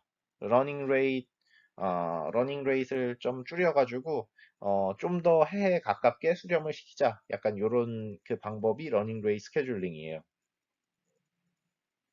그래서 여기 지금 그래프를 보면은 러닝 커브 for various running rate 예타 있는데 이에타가 way too high 하면은 뭐 로스가 밑으로 내려가지 않고 그냥 다이버지 해버리기도 하고요. 이에타가 too small 하면은 요 로스가 업데이트가 되게 천천히 일어나요. 그래서 로스가 되게 천천히 줄어든다는 그런 거고요. 그 다음에 이에타가 too high 하면은 어, 예, 이에타가 그렇, 예타가 너무 빨리 수렴하다가, 그 너무 빨리 수렴했는데, 그 미니멈 값을 못 찍다 보니까, 이렇게, 완전히 옵티말에는 수렴하지 않는, 예타가 투하이 하면은 약간 옵티말까지 못 도달하는 그런 현상이 있고요. 근데 예타가 just right 하면은 이렇게 적당히 잘 수렴하는, 예, 그런 거를 볼 수가 있고요. 근데 여기서 지금 어, 점선 여기 연두색 점선이 있죠. 그러니까 start with a high running rate 한 다음에 then reduce it. reduce it 하면 이 파란 점선으로 가가지고 원래 이 보라색은 수렴을 초반엔 빨리 하는데 나중에는 이게 결국은 결국은 그 완전 미니멈이 되는 곳을 못 찍는다는 건데 여기서 그 초록 점선으로 갈아타가지고 결국 옵티마라는 걸 찍어버리는 예, 그래서 지금 저희가 하고자 하는 러닝 레이 스케줄링은 이렇게 초반에 그 큰 러닝 레이스로 시작했다가 중간에 점점 그 러닝 레이스를 줄여주면서 해가지고 네, 그런 전략이 되겠어요. 네, 이런 러닝 레이스 스케줄러에 여러 가지 종류들이 있는데, 기본적으로 좀 많이 사용되는 것들 보면은, 먼저 파워 스케줄링이라고 해가지고, 파워 스케줄링은 요 해당 함수를 이용해가지고 줄여주는 거예요. 여기서, t가 그 이터레이션 횟수고요. s랑 c는 컨스탄트인데, 뭐, s랑 c를, 예를 들어 1이라고 보면은, 첫 번째 이터레이션에서 예타 0은 예타 0가 되겠고요. 예타 1은 이터레이션 그 다음 이터레이션에서는 예타 0 나누기 t가 이제 1이 되니까 2가 되겠고 뭐 예타 3에서는 예타 0 나누기 뭐 3, 뭐 이런 식으로 해서 러닝 레이시 점점 줄어들게끔 해서 요 파워 스케줄링은 요런 거고요. 그 다음에 익스포넨셜 스케일링은 이렇게 익스포넨셜 함수를 이용해 가지고 러닝 레이스를 줄여주는 뭐 그런 거라고 보면 되겠어요. 그래서 여기 네. 그래서 케라스에서 파워 스케줄링 같은 경우에는 스토캐스틱 그라디언 디센트 함수에서 이미 구현이 돼 있어 가지고 이렇게 옵션을 이용해서 사용할 수가 있고요. 그 다음에 익스포넨셜 스케줄링을 사용할 때는 음, 그 익스포넨셜 디케이 펑션을 이렇게 다음과 같이 정의를 해서 사용하면 되는데 여기서 지금 여러분들 쓰고 싶은 파라미터 여기 이게 만약에 예타 제로고 얘가 t였고 s였네요. s고 한다면은 음, 요걸 파라미터처럼 쓰고 싶잖아요. 그럴 때는 이렇게 그 함수를 짜서 exponential decay라는 함수를 짜서 running rate 예타 제로 하고 s를 인풋으로 받아가지고 지금 여기 안에 있는 게 사실 아까 앞에 얘죠. 그래서 여기서 앞에 있는 0.01 자리를 예타 제로 그 다음에 아까 20 있었던 자리를 s로 해가지고 이렇게 리턴을 해줘서 함수를 만들어 두세요. 그러면은 요 앞에 있는 요거를 함수를 만드는 거를 지금 요 두 번째 만든 함수를 사용해서 정의를 하면은 exponential decay 펑션은 exponential underbar decay 해서 요렇게 정의를 하면은 앞에서 만든 함수랑 똑같이 정의를 할 수가 있게 되겠죠. 그래서 이런 식으로 exponential decay 함수를 만든 다음에 running rate scheduler를 keras.callbacks에 running rate scheduler라는 애가 있어요. 그래서 여기에다가 이렇게 함수를 넣어서 콜백스에 이렇게 집어넣어가지고 러닝 레이트 스케줄링을 적용해 줄 수가 있어요. 그리고 여기서는 익스포넨셜 스케줄링을 썼지만 여러분들이 제안하고자 하는 여러 가지 함수들을 기호에 맞춰서 바꿔도 되는데 어, 그 추천은 익스포넨셜 스케줄링 뭐 이런 거 쓰는 거 추천하고요. 근데 이렇게 만들어서 쓰기 귀찮은 경우에는 이렇게 그냥 파워 스케줄링 해도 되고 아니면은 아까 앞에서 아담 옵티미제이션 한 거는 아담 옵티마이저가 그 러닝 레이 스케줄링까지 고려를 하고 있잖아요. 그래서 예, 그냥 이렇게 러닝 레이 스케줄러를 쓰지 않고 아담 옵티마이저를 쓴다든지 뭐 그런 식으로 해도 예, 무관하고요. 예, 사실 요런 쪽이 어 음, 어차피 답으로 수렴해 가는 상황이라면은 그 답 주변에서 너무 그러니까 지금 결국 뭐냐면 저희 로스 함수가 이런 식으로 있잖아요. 이 로스 함수가 이렇게 있는데 이 로스를 미니마이즈 해주는 요 최대한 여기에 가까이 가고 싶은 거거든요. 그래서 그 가까이 가는 점에 최대한 가까이 가도록 뭐 어떤 방법을 쓰든 하면은 굳이 어떤 방법을 쓰든 그렇게 크게 상관은 없어요. 그래서 네. 그러니까 뭐 파워 스케줄링, 익스포넨셜 스케줄링 뭐가 더 좋아요? 이렇게 물어봐도 어차피 이게 잘 잡고 오랫동안 잘 트레이닝을 시키면 어차피 알고리즘들이 이렇게 요 미니멈이 되는 값으로 수렴을 하게 되거든요. 그래서 지금 요런 방법도 있다, 저런 방법도 있다, 뭐 아다 델타도 있다, 아담도 있다, 뭐 스토캐스틱 그라디언트 디센트도 있다, 이렇게 여러 가지 방법들을 알려드렸는데 여러분들이 너무 방법들이 많아서 뭐를 써야 될지 몰라가지고 어려울 수도 있겠다 싶은 생각은 드는데, 사실 뭘 써도 어차피 해로 가기 때문에 뭘 써도 보통은 크게 상관이 없고요. 여러분들이 익숙한 거나 아니면 그 상황에 맞춰서 좀 더 빠를 것 같은 거, 잘 맞춰서 사용하시면 됩니다.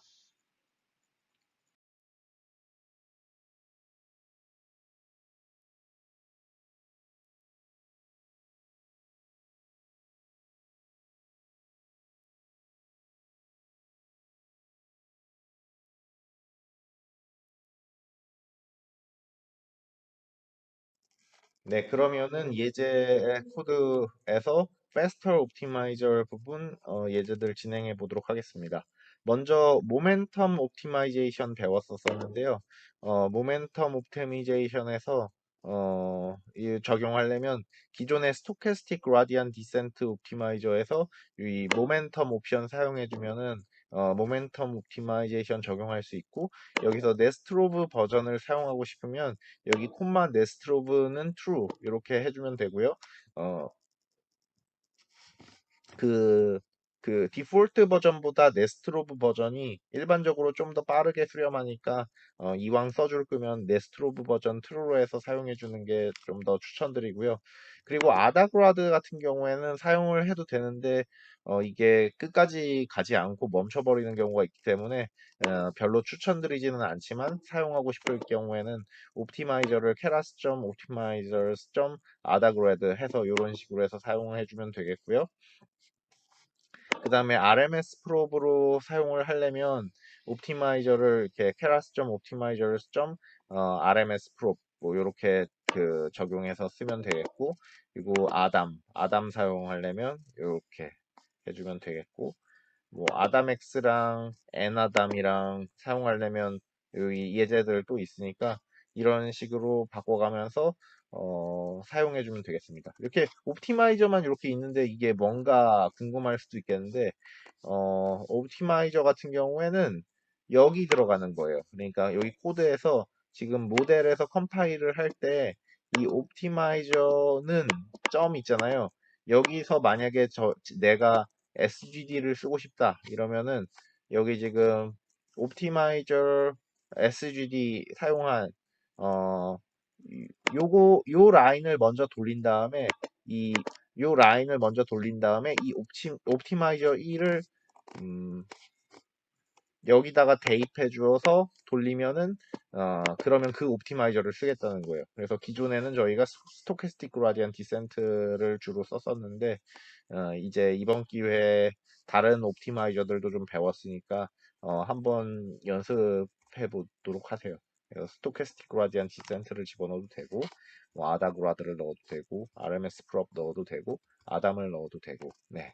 그래서 여러 가지 옵티마이저들이 있다. 그 다음에 각각이 왜 출연한 건지, 그리고 그 이름들, 이런 것들에 좀 친숙해져 두면은 좋을 것 같아요. 다음으로는 저희가 러닝 레이 스케줄링에 대해서도 좀 배웠었는데요. 좀 파워 스케줄링을 적용을 하려면 지금 이런 식으로 해서 적용을 하면 됩니다. keras.optimizer sgd에 여기 러닝 레이트는 0.01, 그리고 DK는 뭐 이런 식으로 해서 어, 네, 파워 스케줄링을 적용할 수도 있고요. 네, 이렇게 적용하는 경우에는 그냥 별도의 다른 거 없이 지금 정의한 이 옵티마이저를 그대로 여기 옵티마이저 갖고 와가지고 사용해서 하면은 문제 없이 적용이 되는 거를 볼 수가 있고요. 중간에 네, 중간에 돌려서 돌아가지가 않는데 X 트레인 스케일드가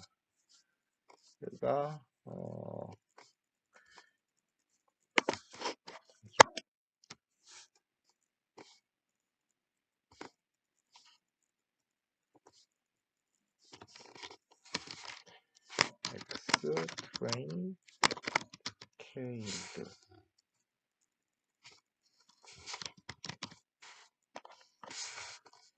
스케일드를,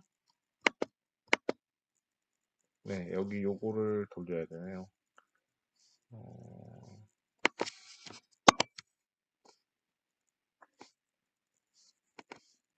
네, 이제 다시 한번 보내보죠.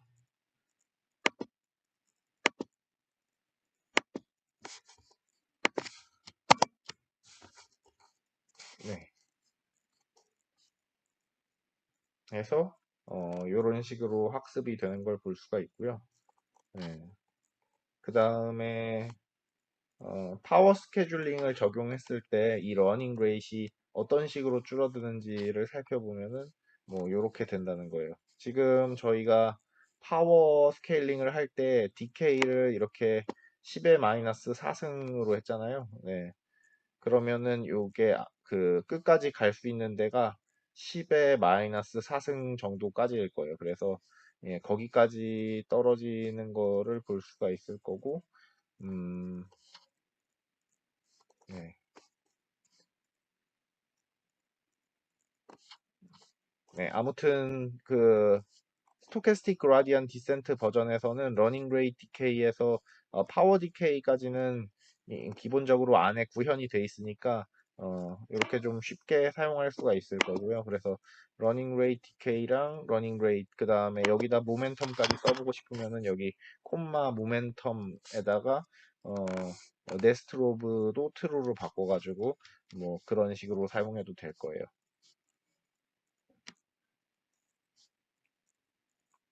그래서 지금 얼마 안 남았으니까 조금만 기다렸다가 다음 라인 돌리도록 할게요.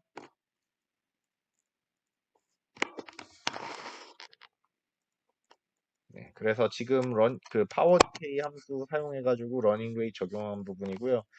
그리고 여기서 적용된 파워 디케이 함수, 그러니까 파워 스케줄링 했을 때, 러닝 레이트이 어떤 식으로 바뀌었는지 보면은, 지금 여기 저희 보면, 이렇게 정의를 했잖아요. 러닝 레이트는 0.01, 0.01에서 시작한다는 거고요. 여기서 이제 DK를 10의 마이너스 4승까지 떨어질 수 있도록 뭐 적용해 준다라는 그런 식으로 생각을 하면 될 것 같고요. 네, 이렇게 그림을 그려보면 이렇게 된다라는 거 알고 있으면 될 것 같습니다. 그리고 만약에 여러분들이 이제 익스포넨셜 스케일링을 쓰고 싶으면은 익스포넨셜 스케일 그 익스포넨셜 디케이 함수는 따로 케라스 안에서 구현을 해놓지 않았기 때문에 여러분들이 이렇게 익스포넨셜 디케이 함수를 어 직접 짜가지고 어떤 다른 알고리즘을 이용해서 옵티마이제이션을 해줄 때 근데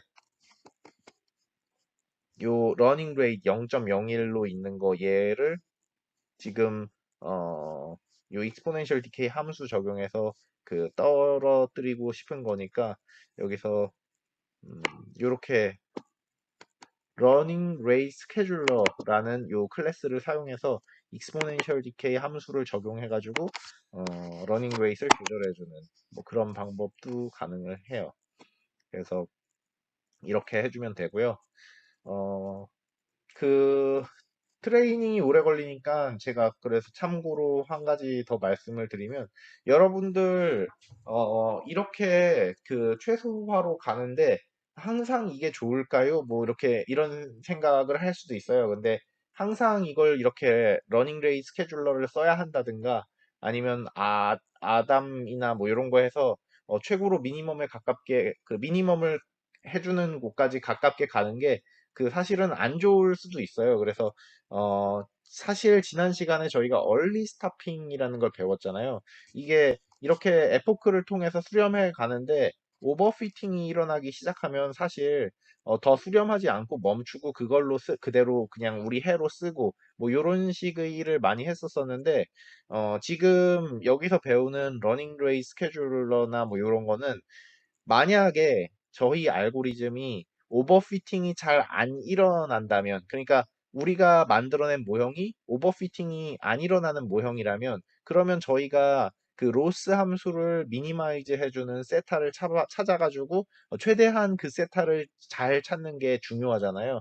네, 그래서 그런 경우에 이렇게 러닝 레이트 스케줄러나 아니면 아담 뭐 이런 걸로 해가지고 에포크를 좀 많이 늘려가지고 최대한 로스 함수를 미니마이즈하는 해를 잘 찾아주는 거에 노력을 해가지고 뽑는 어, 뽑으면 그럴 때 이렇게 하는 거고요. 만약에 그 여러분들이 짠 모형이 많이 오버피팅 되는 모형이다 이러면은 굳이 이렇게 러닝 레이스 스케줄링이나 그 뭐 이런 거 쓸 필요 없이 이렇게 에포크들 보면서 트레이닝 하다가 중간에 오버피팅이 일어나기 전 단계에서 스탑해줘가지고 그냥 그때의 모델을 써도 돼요. 그게 얼리 스타핑 방법이고요.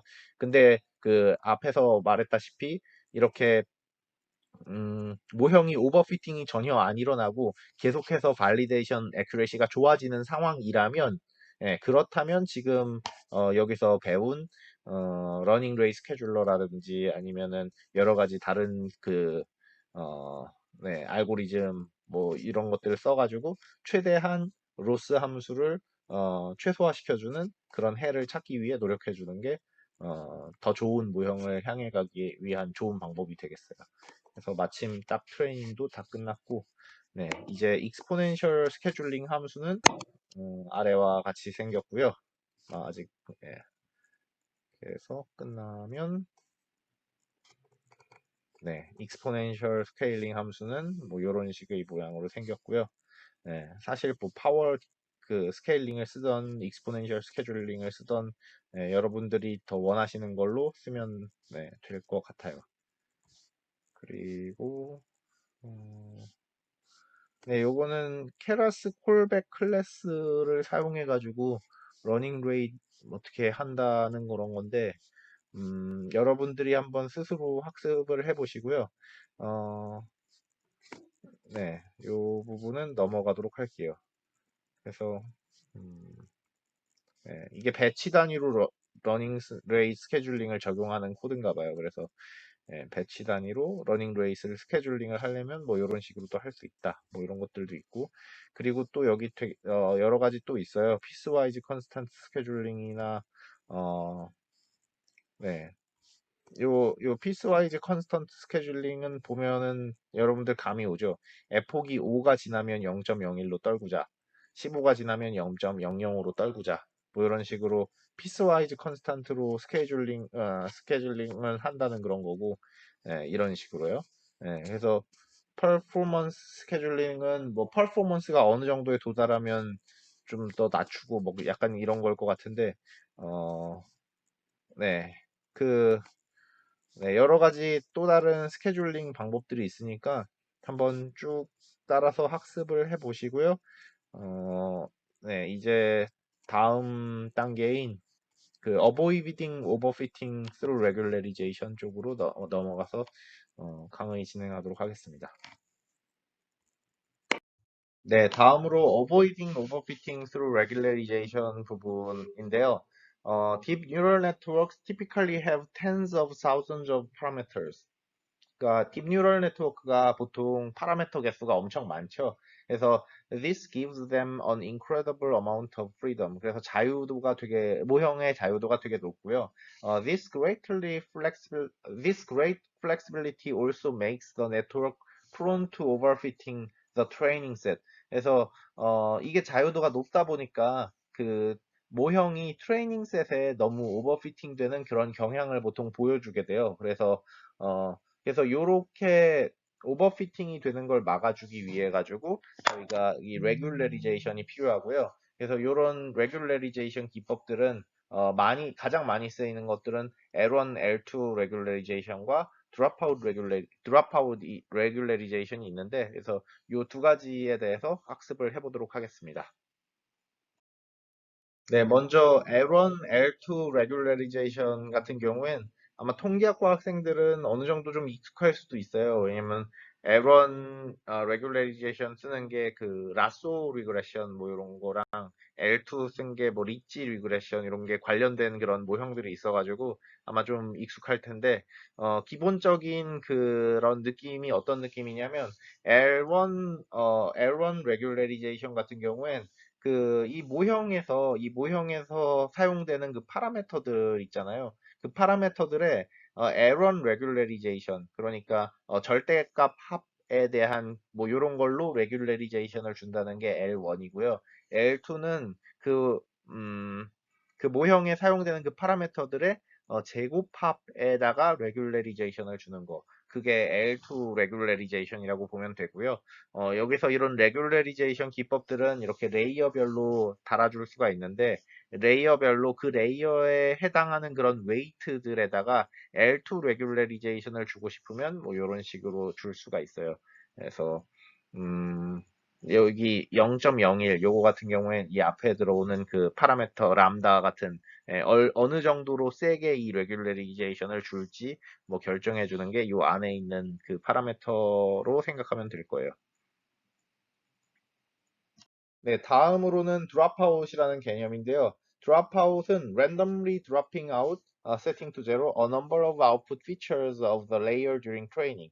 그러니까 트레이닝 과정에서 랜덤하게 특정 퍼센트를 안 쓰고 트레이닝을 해주는 그런 방법이 되겠어요. 그래서 만약에 여러분들이 트레이닝을 해야 될 모형이 이렇게 있다고 쳐요.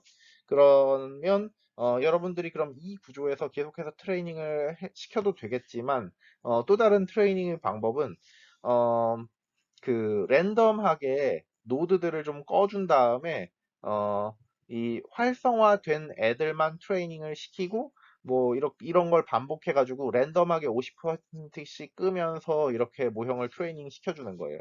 예, 그런 방법이 이 드랍아웃 방법이 되겠고요. 이 드랍아웃 방법을 해주면 왜 레귤레리제이션이 되는 효과가 있느냐? 약간 이런 부분이 의문이 들 수가 있는데, 이게 전체 데이터를 사용해 가지고 계속해서 트레이닝을 해주게 되면은 특정 노드 쏠림 현상이 발생할 수가 있어요. 예를 들어 되게 뭐 중요한 노드들이 생겨가지고 얘네들에 되게 많이 의존하는 그런 모형이 만들어질 수가 있는데, 근데 이렇게 드롭아웃을 적용을 하게 돼 버리면 얘네들이 꺼졌을 때도 얘네들이 꺼졌을 때 얘네를 백업할 만한 그런 정보들을 이용을 해야 되잖아요. 그래가지고 좀 더 이런 소수의 노드들에 대한 의존성이 좀 더 줄어들게 되고요.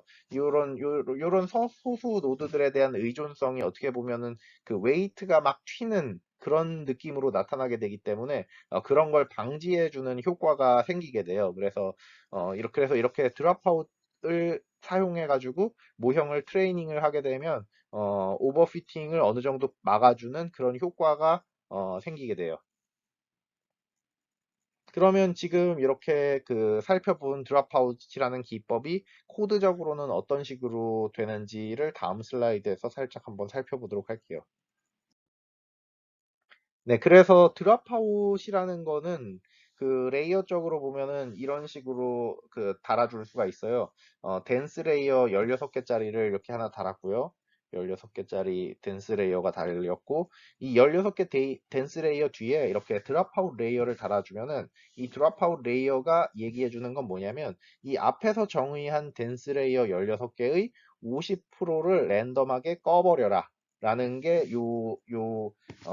레이어의 의미가 되겠고요. 그럼 이 레이어가 해주는 역할이 뭐냐면 요거예요. 그래서 레이어 언더바 아웃풋 곱하기 요거를 곱해준다는 건데 np.random randoint에서 0, 하이 2 요거 해주면 이거 계산해 보면은 0 아니면 1을 랜덤하게 뽑아주게 되고요. 사이즈는 레이어 아웃풋 쉐이프니까 16개, 16개에 이렇게 돼 있는데 0 아니면 1 이렇게 나오는데 이게 곱하기 는이잖아요. 그래서 뭐 0이나 1 뭐 이런 식으로 이렇게 나오는데 지금은 드랍아웃 확률이 0.5니까 이게 랜덤하게 0 아니면 1 50% 확률로 뽑아준 거거든요. 그래서 얘를 지금 요 모델에서 16개 레이어에 곱해주니까 랜덤하게 50% 정도를 선택하는 그런 효과를 주게 되는 거죠. 그래서 그렇게 해가지고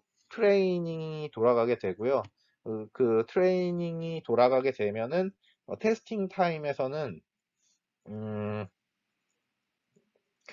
테스팅 타임에서는 레이어 아웃풋에 0.5를 곱해가지고 지금 사실 저희가 어,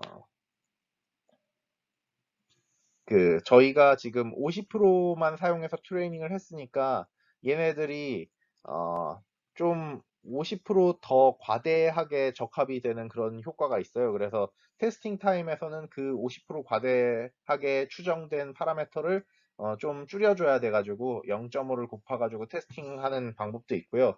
아니면은 이 테스팅 타임에 0.5를 곱해주지 말고 아예 그냥 트레이닝 타임에 50%의 네트워크만 사용을 했으니까 이 레이어 아웃풋에 나타나는 밸류들의 나누기 0.5를 해줘가지고 이렇게 해주면 테스팅 타임에 그냥 그대로 써주면 되거든요. 그래서 이렇게 해도 되고 이렇게 해도 되는데 실제로 그 케라스에 구현된 방법은 뭐 이렇게 돼 있다라는 거 정도 여러분들이 그냥 이해하고 넘어가면 되겠습니다.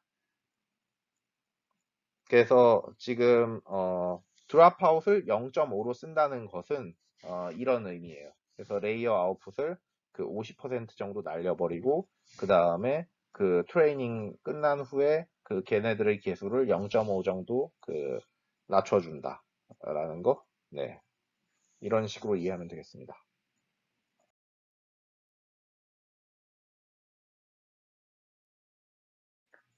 네, 다음으로 11장 코드에서 레귤레리제이션 부분들 예제들 진행하도록 하겠습니다.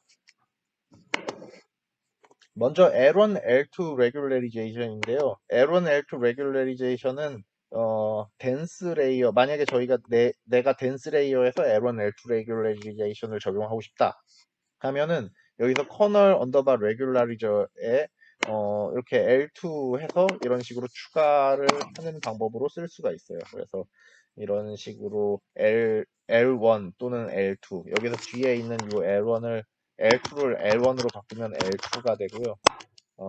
네, 이걸 바꿔주면서 L1 regularization 을 사용할지 또는 L2 regularization 을 사용할지 정해가지고 뭐 해줄 수가 있습니다. 그리고 어, 그 교재에서는 뭐 설명되어 있었던 부분인데 제가 그 PPT에서는 넣지는 않았거든요. 근데 이렇게 팔샬로 해가지고 하나로 묶어가지고 따로 정의를 한 다음에 얘를 계속해서 부르는 방법으로 해서 네트워크를 구성할 수도 있어요. 그래서 펑션 툴에서 팔샬이라는 걸 가져온 다음에 이 팔샬을 덴스 레이어에 요 구조로 정의를 해요. 그래서 regularized dense 이러면은 이 regularized dense를 여러 번 쓸 것 같으면은 이런 식으로 모델을 정의를 할 때 regularized dense를 300개, 그 다음에 100개, 10개 해가지고 세 개 층으로 구성해서 모형을 만드는 경우에 이런 식으로 정의를 해서 쓰면 된다라는 그런 예제가 있었어요. 그래서 뭔가 이렇게 네트워크 정의를 하는데 이게 매번 똑같은 거를 여러 번 쓰기 귀찮고 이럴 때는 지금 여기 예제처럼 이렇게 하나로 묶어가지고 이름을 새롭게 만든 다음에 이렇게 써주면은 좀 더 코드상으로 보기에도 좀 더 짜임새 있어 보이고 그렇죠. 그래서 이런 식으로 써주면 되겠다는 거 알면 되겠고 그리고 드랍아웃 같은 경우에는 어, 그 드랍아웃 기술을 적용해 주고자 하는 그 레이어 뒤에다가 이렇게 드랍아웃 레이어를 추가해 주면 되겠어요. 여기 예제에서는 20% 정도의 드랍아웃을 사용했고요. 처음에 플래튼 해가지고 인풋을 받으면 28 곱하기 28개의 피처가 들어오는데 그 피처 개수에서 네, 그 20% 정도를 드랍핑 아웃 시켜주고 뭐 모형을 학습한다라는 그런 거고요.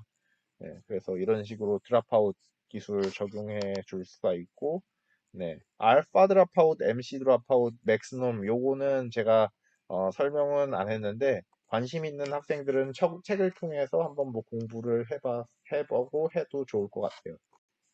네, 그러면 그 예제 코드 설명은 여기서 마치도록 하겠습니다. 네, 지금까지 그 챕터 11 그 딥뉴럴 네트워크 부분에서 좀 더 알아둬야 될 부분들 배워보았고요. 그래서 지금 챕터 10에서 저희가 뉴럴 네트워크 모형 어떻게 나타나는지 이런 기초적인 거 시작해가지고 이번 챕터 11에서는 이 뉴럴 네트워크 모형이 딥해졌을 때 우리는 어떤 걸 더 신경을 써야 될까 해가지고 좀 신경 써줘야 될 부분들 이번 챕터에서 좀 더 알아보았고요. 이제 그 챕터 12부터는 커스텀 모델 해가지고 커스텀 모델 트레이닝을 텐서플로우 이용해서 하는 방법들 그런 것들 좀 더 자세하게 짚어보면서 공부를 해보도록 하겠습니다. 네, 수고하셨습니다.